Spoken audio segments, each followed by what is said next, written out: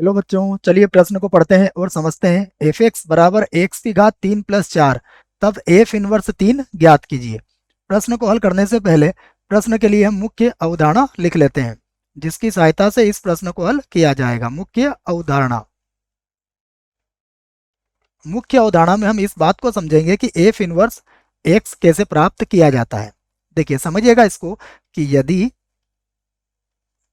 यदि F x बराबर Y हो, तो इस स्थिति में x बराबर होता है एफ इनवर्स y। तो यह बात आपको याद रखना है। तो देखो, यह बात अगर आप ऐसे लिखें कि एफ इनवर्स x बराबर मान लीजिए y है, तो आप इसे क्या लिख सकते हैं? x बराबर एफ वाई। दोनों ही बातें सत्य हैं, आप किसी भी स्थिति में इसको लिख सकते हैं। तो देखिए, वही बात हम यहाँ पर प्रयोग में लाएंगे। तो समझिएगा आप। सबसे पहले जो हमें फलन दिया है वह क्या है, तो मैं दिया गया फलन लिख लेता हूँ। हमें दिया है एफ एक्स बराबर एक्स की घात 3 और +4, यह दिया हुआ है। इसे मैं समीकरण 1 बना लेता हूँ और हमें एफ इनवर्स 3 का मान ज्ञात करना है। तो मैं मान लेता हूँ, माना एफ इनवर्स 3, यह मैं किसके बराबर मान लेता हूँ? एक्स के बराबर मान लेता हूँ।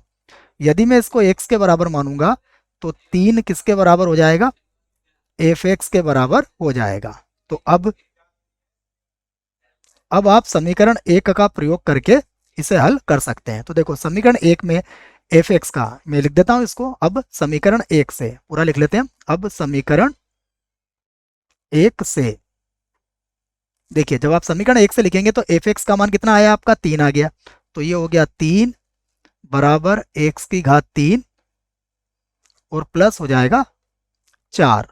यहां से देखिए आप 4 को बराबर के उधर लाइए, तो ये होगा एक्स की घात 3 बराबर हो जाएगा 3 माइनस 4। तो 3 में से 4 घटा दीजिए आप, तो एक्स की घात 3 बराबर हो जाएगा माइनस का 1। अब आप इसका घनमूल ले सकते हैं। देखो, तो ये हो जाएगा एक्स बराबर -1 और इसकी घात कितनी हो जाएगी? 1/3 हो जाएगी। तो देखो, एक्स हमारा किसके बराबर था? एफ इनवर्स 3 के। तो यहां से आप इस बात को कह सकते हो कि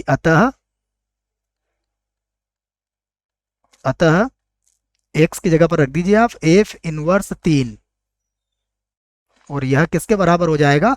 यह बराबर हो जाएगा घनमूल -1 के बराबर हो जाएगा। यही हमारे प्रश्न का उत्तर होगा। आशा करता हूं आपको इस प्रश्न का उत्तर समझ में आया होगा। धन्यवाद।